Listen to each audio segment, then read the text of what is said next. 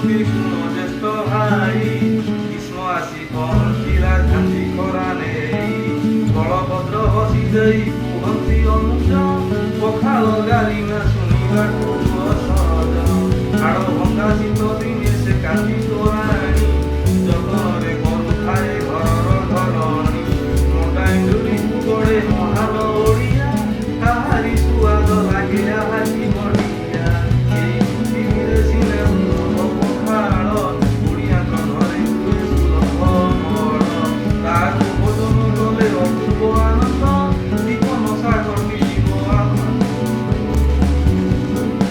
ଦିବସଟା କଟିଯିବ ହସି ମନ୍ଦ ମନ୍ଦ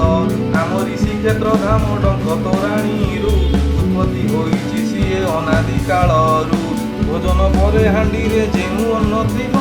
ପେଜ ସାଥେ ପାଣି ଦେଇ ତାକୁ ରଖିଦେବ ଘରରେ ଢାଙ୍କୁଣୀକୁ ଖୋଲିଲେ ଜାଣିବ ଅପୂର୍ବ ସୁଗନ୍ଧେ ଘର ମହକି ଉଠିବ କଂସାରେ ତାହାକୁ ବାଡ଼ି ଲୁଣ ପକେଇବ ଆଉ ଏକ ଛୋଟ ପାତ୍ରେ ଆମ୍ବୁଲ ଦଳିବ ଘରେ ଯଦି ଦହି ଥିବ ଟିକେ ମିଶେଇବ ଶାଗ ଭଜା ସାଥେ ଭାରି ମଜା ତ ଲାଗିବ ପାରିବ ଯଦି ଟିକିଏ ବଢ଼ି ଚୁରି ଦେବ ବାଇଗଣ ଭଜା ହେଲେ ତା ସାଥେ ଚଳିବ ଗରିବର ସାଥୀ ଭାତ ସାଥେ ଲୁଣ ଲଙ୍କା ତାହା ପାଇଁ ଦରକାର ନାହିଁ ବେଶୀ ଟଙ୍କା ଖାଇବା ଶେଷରେ